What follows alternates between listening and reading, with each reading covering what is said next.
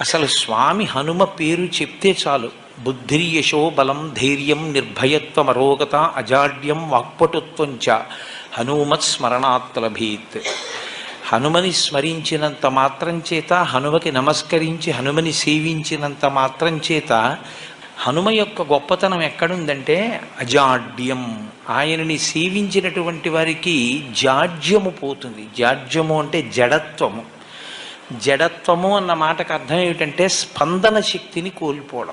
శ్రీరామాయణంలో రామచంద్రమూర్తిగా శ్రీ మహావిష్ణువు వచ్చే ముందే బ్రహ్మదేవుడు అనేక మంది దేవతల్ని శాసించాడు. రావణ సంహారం అంటే అంత తేలికైన విషయం కాదు.